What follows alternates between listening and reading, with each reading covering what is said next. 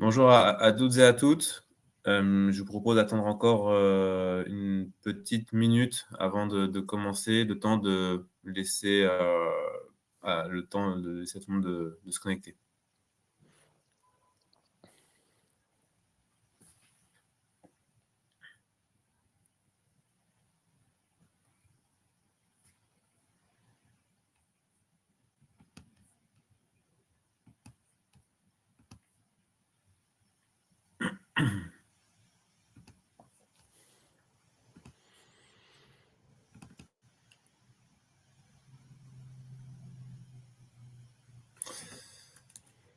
Allez, je vous propose qu'on démarre.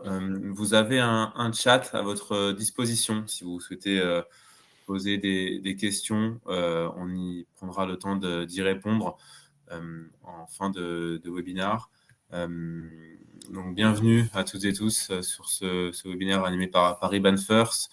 On est sur la fin de l'année 2025, qui est un moment un peu crucial généralement pour les entreprises qui préparent l'année civile à venir, et c'est généralement une phase de prévision budgétaire, notamment sur les coûts et les dépenses, mais aussi sur les cours de change consolidés pour préparer ces budgets.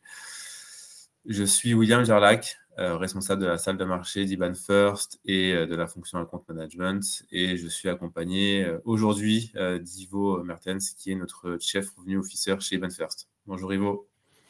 Bonjour William. IBAN First, pour vous en dire un rapide mot pour celles et ceux qui ne connaissent pas, c'est un établissement de paiement qui est spécialisé dans la gestion en devises pour entreprises. Nous mettons à disposition de nos clients des comptes multidevises avec lesquels ils peuvent émettre et recevoir des virements en devises et conjuguer ces paiements à des opérations de change. Étant donné que notre plateforme est connectée au marché du change, ils ont la possibilité de convertir des devises de manière instantanée, 24 heures sur 24, 5 jours sur 7, le marché du change étant fermé le week-end. On propose bien d'autres fonctionnalités sur l'aspect du paiement, avec des connecteurs pour faire du paiement en masse ou du paiement généré par notre intelligence artificielle par email. Et on accompagne également nos paiements sur la stratégie de couverture de change pour sécuriser leur marge commerciale face à la volatilité du marché du change.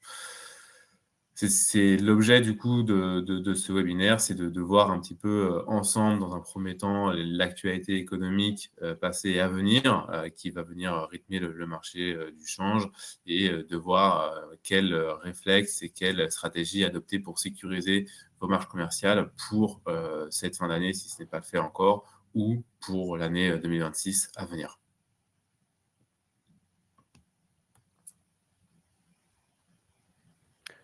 Voilà, merci William. Donc voilà, avant de vous montrer et de vous expliquer quelques stratégies potentielles pour votre gestion de change, je vais d'abord focaliser sur quelques points vraiment économiques sous-jacents au mouvement de marché qu'on observe pour le moment et qu'on a observé dans le passé et qui pourraient donner une indication pour le futur. Donc, ce qu'on a vu cette année-ci, et par après on va revenir là-dessus, quelque part, on a un monde avant mars et un monde après le mois de mars. Le mois de mars, c'est le moment où le président Trump annonçait toutes ces mesures tarifaires et où il a commencé un peu une guerre de tarifs, une guerre de commerce avec pas mal de blocs économiques, la Chine, l'Europe, le Royaume-Uni. Maintenant, on sait qu'avec entre pas mal de blocs, il y a eu des conversations et des discussions qui se sont finalisées d'une façon plutôt constructive, mais il y a quand même une tension qui continue à être là dans le marché. Et si on prend un peu de recul et on se demande, tiens, voilà, est-ce que le gouvernement américain a obtenu ce qu'ils ont voulu avec ces tarifs?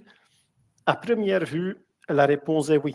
Quand on voit le déficit, le trade déficit des États-Unis, on voit que, et entre juin 2023 et le début de l'année 2025, la pente semble à première vue être pas si énorme que ça, mais quand même, si on regarde entre, disons, l'été 2023 et l'été 2024, le déficit a quand même augmenté de plus ou moins, disons, 60 milliards de dollars vers au-dessus de 80 milliards de dollars. Donc, ça fait quand même une augmentation de 30-35%, ce qui est très important, aussi en relatif et en absolu.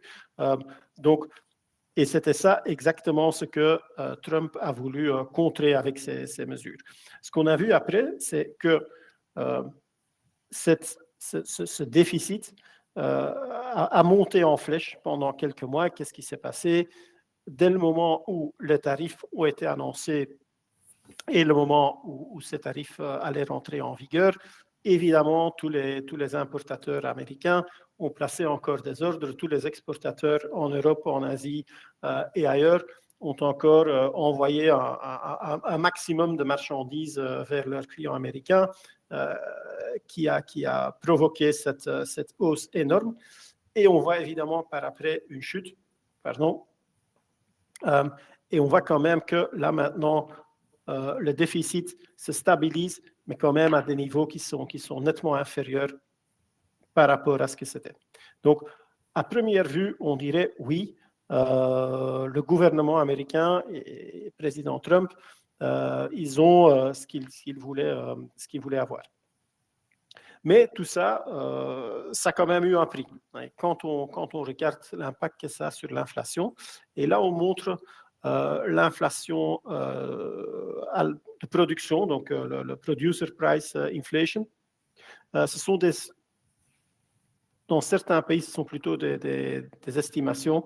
Au Royaume-Uni, par exemple, le gouvernement est en train de changer la méthodologie dont cet indicateur est calculé. Donc, il s'agit plutôt d'une estimation, mais qui donne quand même une bonne indication de la valeur. Et ce qu'on voit, c'est quelque chose qui est complètement atypique. Dans un marché et un monde économique ou un état économique normal, on verrait que les économies plutôt développées, comme les États-Unis, le Royaume-Uni, l'Europe, en général, ont une inflation qui est plutôt modérée. Et on sait que tout le monde vise un peu 2% comme target. Tant que les économies plus émergentes voient une inflation qui est beaucoup plus prononcée et beaucoup plus élevée. Aujourd'hui, on voit plutôt le contraire. On voit qu'aux États-Unis, l'inflation pour les producteurs est très élevée. Pour les consommateurs, c'est pareil d'ailleurs. Au Royaume-Uni, pareil. Et on voit qu'en Inde, c'est presque neutre. Même un pays comme le Brésil, qui historiquement a toujours connu une inflation extrêmement élevée, maintenant est à des niveaux qui sont en dessous des États-Unis. Et très remarquable, on voit une déflation assez prononcée en Chine. Donc, on a les prix qui baissent pour les producteurs. Évidemment, quand les tarifs ont été mis en place, l'espoir du gouvernement américain, c'était que ces tarifs seraient payés, entre guillemets, par les exportateurs européens asiatiques. Ce qu'on voit, c'est que quand même une bonne partie de ça est payée par les sociétés et les consommateurs américains. Donc, en mettant ces tarifs en place, oui, certainement, ça réduit le déficit le déficit commercial, mais par contre, ça a provoqué une inflation à la production et à la consommation. En Chine, on voit exactement l'inverse. Donc, la Chine, qui voit que ça devient plus compliqué d'exporter vers les États-Unis, ce qui fait un surplus, ce qui fait descendre les prix, et effet secondaire, et ça c'était la grande crainte des Européens, que la Chine ferait un dumping de ses marchandises en Europe. Partiellement, c'est vrai, et donc ça provoque également en Europe, et à nouveau, on parle d'inflation pour les producteurs, pas pour les consommateurs, ça provoque une légère baisse de prix en Europe. En dehors de tout ça, on a une divergence dans les politiques monétaires entre les États-Unis et l'Europe. Et ce qu'on voit là, c'est que pour l'euro, les attentes du marché sur les actions de la Banque centrale européenne, c'est qu'on va avoir un statu quo certainement jusqu'à la fin du premier trimestre 2026, probablement même plus loin.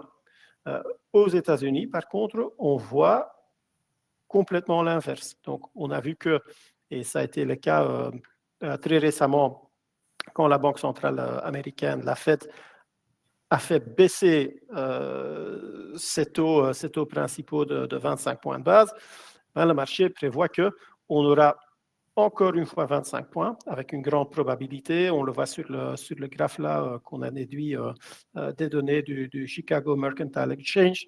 On voit qu'avec une très grande probabilité, on aura encore une baisse de 25 points encore cette année-ci. Et la prochaine réunion de la Fed est prévue pour le 10 décembre. Même une faible probabilité que cette baisse serait même plus prononcée. Et quand on regarde fin du premier trimestre 2025, on voit que le marché prévoit encore des baisses de taux supplémentaires. Donc, ce qu'on voit, c'est que historiquement, on voit aussi que le dollar avait un taux d'intérêt plus élevé que l'euro. On voit que ce différentiel de taux en faveur du dollar américain est en train de se réduire et va continuer à se réduire dans les mois et les trimestres à venir. Donc, quels sont les impacts sur les marchés de change? Les impacts potentiels qu'on a vus peuvent aller dans les deux sens. Donc, on a des risques géopolitiques, des guerres des tarifs entre les États-Unis, l'Europe, le Royaume-Uni, la Chine, qui changent un peu, disons, la demande et l'offre des devises. Et on voit des cycles économiques qui sont de plus en plus divergents entre les blocs économiques. Donc, on a vu que on a des niveaux d'inflation qui sont très différents. On a aussi vu qu'il y a des politiques monétaires qui sont de plus en plus divergentes. Donc, qu'est-ce que cela implique? Ça implique que la volatilité qu'on a connue et qui s'est calmée un peu sur les derniers mois peut ressurgir à tout moment. Maintenant, Myriam, je te passe la parole pour continuer l'histoire et nous raconter ce que ça donne en pratique pour nos clients et pour les SMM. Merci Ivo. Merci beaucoup Ivo pour cette première partie. On va regarder sur cette deuxième partie du coup sur les couvertures de change, quels outils vous pouvez utiliser en fonction de différentes situations. Avant d'aborder le sujet des couvertures de change, je voulais reprendre un petit peu les variations qu'a connu l'euro-dollar depuis le début de l'année. L'euro-dollar a connu un niveau au plus bas à 1,0176 et un niveau au plus haut à 1,1918, ce qui fait une variation entre le niveau le plus bas et le niveau le plus haut constaté de 17%, ce qui est énorme pour une paire majeure comme l'euro-dollar. C'est assez rare de voir un tel écart entre le niveau plus bas et le niveau plus haut sur une paire comme l'euro-dollar. Au-delà d'avoir connu un écart aussi important, on a quand même, comme l'a dit Ivo, connu une année assez volatile. Depuis quelques semaines, la volatilité, voire quelques mois sur l'euro-dollar, s'est un petit peu tassé, notamment lié au fait qu'on est en période de breakdown aux États-Unis, le plus long breakdown qu'a connu les États-Unis d'ailleurs, et que donc on n'a aucun indicateur économique fiable qui sort, et on est un petit peu dans le flou sur la situation et la santé économique. Donc, qu'est-ce que traduit cette variation de l'euro-dollar? C'est que c'est les exportateurs qui ne s'étaient pas couverts et qui avaient budgété un prix à 1,03, 1,04, 1,02, que sais-je, fin 2024, et ils ont subi une dégradation de leur marge commerciale de l'ordre de 10-15% en fonction des différents moments où ils ont pu convertir les dollars qu'ils avaient reçus en euros, et les importateurs ont pu bénéficier de ce mouvement haussier sur cette même période. la question à se poser, c'est, et là je rejoins et je rappelle ce qu'a dit Ivo, c'est comment va évoluer l'euro-dollar dans les mois et les semaines à venir. C'est très difficile à prédire au regard de la situation actuelle, mais je voulais attirer votre attention sur l'impact qu'a Trump sur le marché d'échange et lorsqu'il a été élu. J'ai mis en perspective deux graphiques. Le premier graphique, en fait, c'est la variation de l'euro-dollar entre octobre 2016 et janvier 2018, donc entre le moment où Trump a été élu et une partie de son mandat. Et le deuxième graphique sur votre droite, on voit l'évolution de l'euro-dollar entre octobre 2024 jusqu'à aujourd'hui. Ce qu'on constate, en fait, c'est que si on compare l'évolution de l'euro-dollar sur ces périodes-là, ou sur ce début de période, puisqu'on n'a pas encore arrivé au mois de janvier 2026, c'est qu'il y a des mouvements qui sont assez similaires, où on voit que lorsque Trump a été élu, on a une baisse de l'euro-dollar, donc la première flèche rouge vers le bas, et que par la suite, on a une correction de l'euro-dollar qui reprend un peu des couleurs. Et la différence entre il y a 8 ans et aujourd'hui, c'est que l'euro-dollar est descendu plus bas plus longtemps, mais il est remonté sur la deuxième période en flèche beaucoup plus haut. Sur la période passée, également, ce qu'on constate, c'est qu'on a une correction de l'euro-dollar qui a rechuté pour redescendre à des niveaux vers les 1,05, 1,06 et qui ensuite est monté en flèche à partir du mois de mars 2017 jusqu'au mois de janvier 2018 pour monter jusqu'à 1,25. Un niveau, on n'a pas connu un niveau de 1,25 depuis janvier 2018. Et ce qu'on constate sur notre période actuelle, c'est que l'euro-dollar a connu ce pic haussier beaucoup plus tôt dans sa période, suivi d'une légère correction. Et là, on arrive... on a touché ce niveau le plus haut en 19-18 et là on arrive sur une légère correction de l'euro-dollar. Est-ce que c'est la fin d'un cycle et un renforcement du coup monétaire du dollar américain ou est-ce que tout ça est lié à un Trump effect, puisque au final, le constat, c'est que Trump annonce à chaque fois des mesures assez fortes qui viennent du coup renforcer le dollar américain et qui vont venir du coup effrayer un petit peu les marchés financiers. Mais on voit qu'à chaque fois, ces mesures, il a du mal à les appliquer, à les mettre en vigueur, il n'arrive pas à mettre la pression qu'il souhaite auprès de la Banque centrale, et qui fait que le dollar vient s'affaiblir et qui vient un peu décrédibiliser du coup les paroles de Donald Trump. Ce qui différencie ces deux périodes aussi entre 2017 et 2015, c'est que les grandes puissances économiques mondiales ont réagi beaucoup plus rapidement par rapport du coup aux annonces de Donald Trump. La Chine ne s'est pas laissé faire, l'Europe non plus. Ils sont venus également pousser des droits de douane pour venir contrebalancer ce que voulait appliquer Donald Trump. Et on a même l'Allemagne qui avait émis l'idée de rapatrier ses réserves d'or qui étaient détenues aux États-Unis, qui était vraiment un signal fort de perte de confiance de la part de l'Allemagne. Et sur les pays émergents, eux, de leur côté, sont beaucoup plus forts qu'en 2017. Pourquoi ? Parce que les pays émergents en 2017 avaient une forte dépendance face au dollar américain, étant donné qu'ils émettaient leurs dettes libellées en dollars américains et étaient énormément dépendants des fluctuations du billet vert. Mais ces différents pays se sont renforcés, ils ont une stabilité financière qui est beaucoup plus stable qu'il y a 8 ans, et donc ils sont moins dépendants, ils ont moins de dettes émises en dollars américains, et ce qui les rend beaucoup plus sereins du coup sur cette année 2025. Donc, quand on a une volatilité, comme on a connu en 2017, en 2025, ça a forcément un impact au niveau de la marge commerciale. Et l'idée, c'est de voir comment IBAN First, du coup, accompagne ses clients aujourd'hui et pourrait vous accompagner pour vous prémunir du risque de change et avoir une stratégie de couverture de change adaptée à vos besoins, adaptée à vos cycles de commande et votre prévisionnel. La première possibilité d'acheter des devises avec IBAN First, c'est au comptant. Ça veut dire que vous avez une facture à payer, vous vous connectez, vous la réglez et vous achetez au cours du jour. Donc, vous avez une livraison qui est instantanée, mais vous êtes tributaire du niveau du marché actuel. Donc, votre marge commerciale n'est pas sécurisée et donc vous avez un risque de change assez élevé. Ce qu'on propose du coup à nos clients pour sécuriser leur marge commerciale, c'est de mettre en place des contrats de paiement à terme.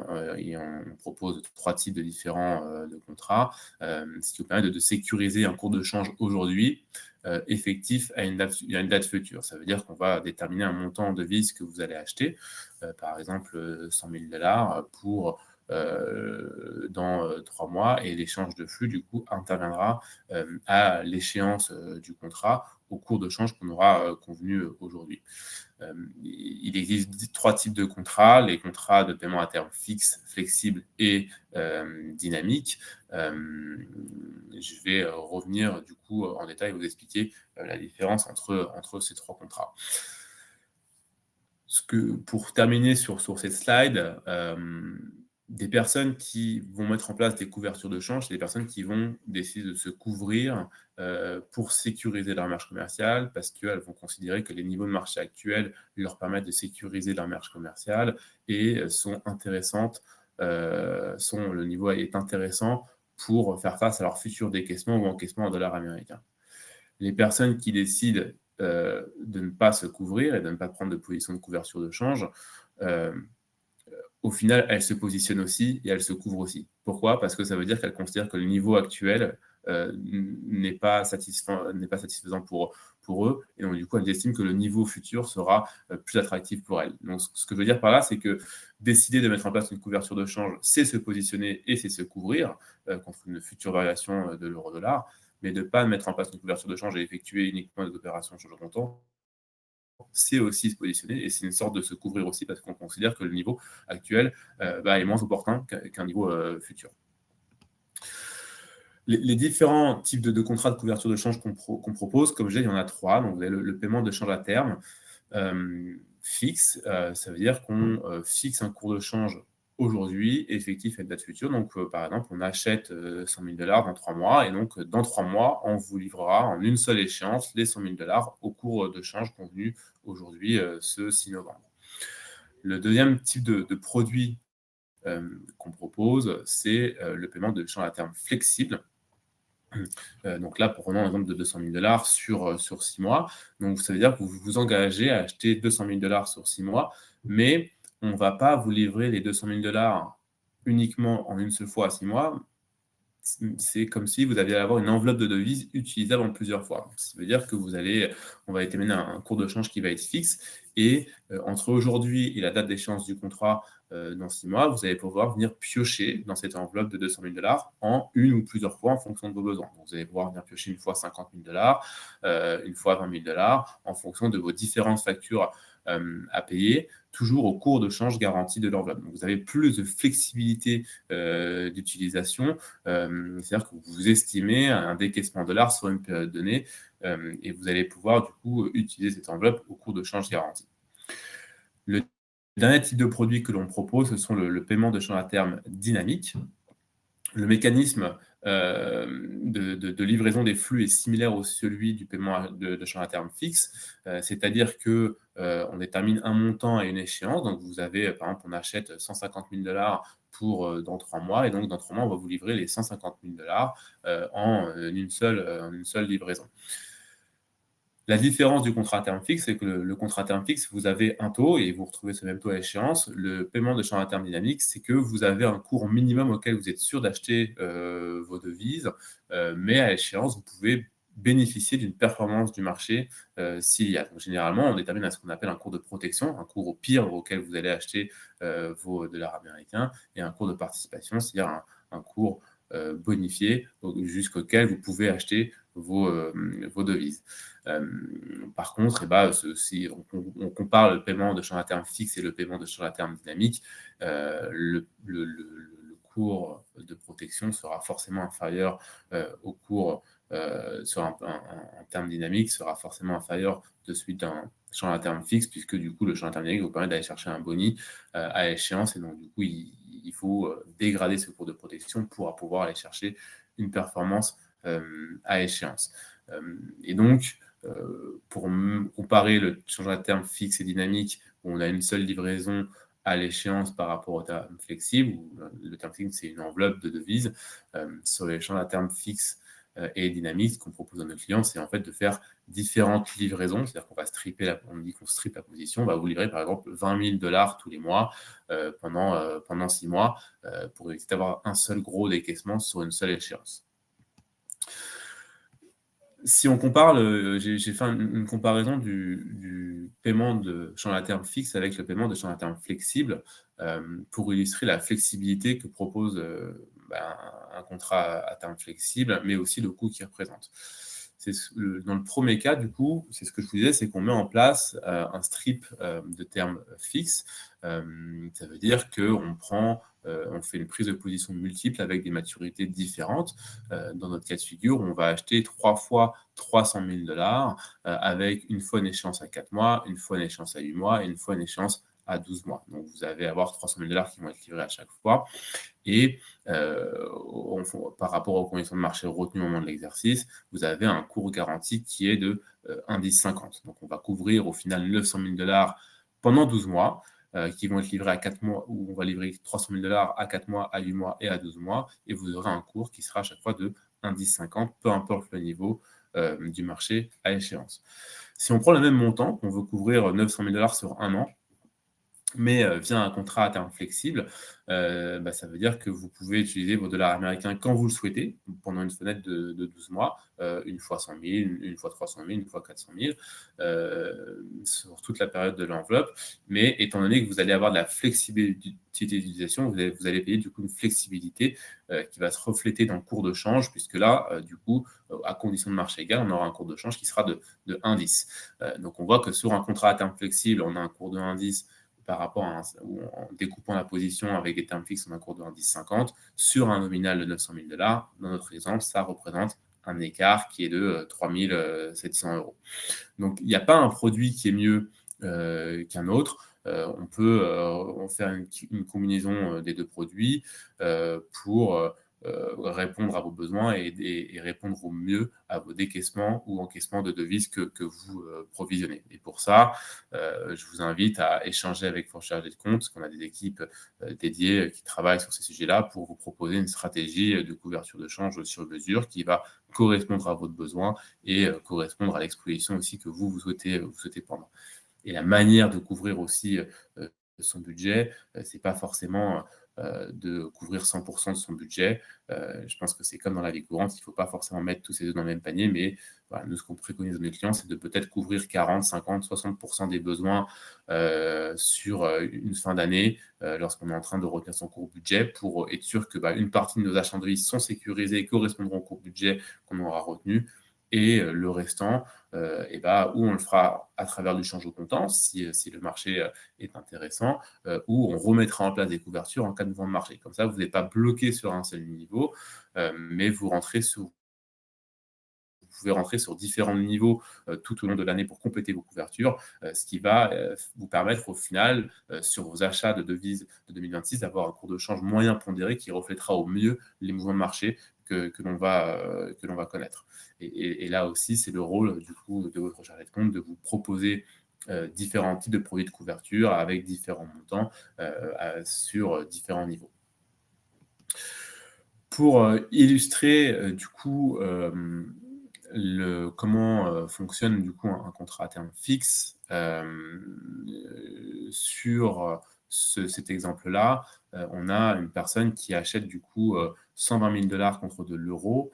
On est le 15 janvier, elle prend une date de livraison du contrat le 15 mars, et donc le 15 mars, elle touchera ses 120 000 $ à 1,25, qui est le cours du contrat de change à terme fixe, peu importe le niveau du marché. Et on voit dans ce premier cas de figure que l'euro-dollar, le 15 mars, est à 1,20 et donc la personne, elle, achète ses dollars à 1,25. Donc, elle a un impact de change positif qui est de 4 000 euros. Mais le cas de figure inverse est possible, c'est-à-dire que l'euro-dollar aurait pu être au-dessus du niveau couvert à 25, on aurait pu très bien finir à 1,30 et à ce moment-là, la personne aurait eu un impact de change négatif qui aurait été de 3 700 euros. Donc, on voit qu'il y a un cas où la situation est plus favorable qu'une autre. Ce qui ne veut pas dire qu'on perd de l'argent lorsqu'on achète le dollar à 1,25 par rapport à 1,30, parce que personne n'aurait pu prédire à combien aurait été l'euro-dollar à 3 mois, mais on va sécuriser ses achats en devises. Et donc, si la personne avait un besoin peut-être le 15 mars de 140 000 dollars, elle aurait eu couvert une partie de ses besoins et pu profiter du cours de change à échéance qui aurait pu refléter du coup ce que je vous disais, un cours pondéré qui reflètera au mieux les mouvements de marché sur la période donnée. Et le dernier type de produit pour l'illustrer que je voulais vous montrer, c'est un contrat de change à terme flexible. Donc, on reprend ce fameux cours de 1,25 où une personne met en place une enveloppe de devises le 15 janvier sur le début de l'année pour couvrir ses décaissements de dollars américains sur l'année à venir. Et donc, avec une date d'échéance au 15 décembre. Et donc, cette personne, pareil, par exemple, disons qu'elle couvre 50% de ses besoins. Et tout au long de l'année, elle va utiliser son enveloppe pour régler ses différentes factures en dollars. Donc, on voit qu'ici, le 3 avril, elle tire dans son enveloppe alors que le marché est à indice, donc là, c'est une situation favorable pour elle. On est dans un cas aussi favorable le 15 décembre, puisque le cours est à 1,20, et on voit qu'on a une situation moins favorable le 15 juillet, quand le cours est à 1,30 et que la personne, du coup, utilise son enveloppe de 1,25. Et l'avantage de ne pas couvrir 100% de ses besoins, c'est que on peut très bien se dire que si la personne a couvert que 55 ou 50% de ses besoins, ce fameux 15 juillet, au lieu d'utiliser son enveloppe, elle aurait pu acheter les devises au comptant pour bénéficier d'un cours plus avantageux et bénéficier du cours au comptant. Mais ce qu'il faut retenir, c'est que il faut qu'à l'échéance du contrat, donc le 15 décembre, l'intégralité de l'enveloppe soit consommée. Sinon, auquel cas, il faudra régler le solde de l'enveloppe et avoir les dollars à disposition sur le compte. Donc, ce qu'il faut retenir, c'est qu'on sort d'une année avec beaucoup de mouvements et de variations sur l'euro-dollar assez historiques. On a atteint des niveaux assez hauts. On n'est pas monté encore, du moins jusqu'à 1,25 comme en 2018. Est-ce qu'on va y monter ou pas? Ça, ni vous et moi, malheureusement, on peut vous le prédire. Ce qui est sûr, c'est qu'on est dans une très grande zone d'incertitude du fait des discussions entre la Chine et les États-Unis, du fait du contexte géopolitique un peu compliqué au Moyen-Orient, et surtout, ce qui pèse énormément en ce moment, c'est le breakdown et l'absence de publication économique côté américain. Donc, on n'est pas à l'abri de chiffres favorables ou défavorables, on n'en sait rien, puisque les administrations fiscales sont fermées. Mais c'est sûr que quand les premiers chiffres sortiront, il y aura du mouvement et ça viendra impacter forcément l'euro-dollar et aussi les bourses américaines. Donc, il faut bien travailler son budget, ne pas prendre un cours de change trop optimiste, qu'on soit importateur ou exportateur, prendre une petite marge de manœuvre par rapport au cours que vous constatez aujourd'hui, le temps de mettre en place vos stratégies et pour vous créer aussi une petite zone de confort pour absorber des variations de l'euro-dollar. Et à côté de ça, voir quel est le niveau et le pourcentage de vos achats ou de vos décaissements en devises que vous souhaitez protéger sur l'année 2026. On arrive au terme de ce webinaire, ce qui peut nous laisser le temps qui avait été réservé de prendre des questions ou des commentaires.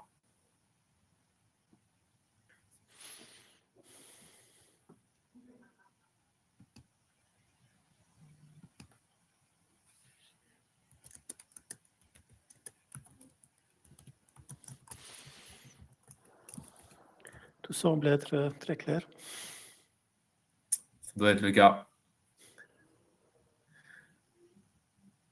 Du coup, il ne vous reste plus qu'à vous remercier d'avoir participé à ce webinaire. Merci tout le monde. Merci à vous, merci Ivo.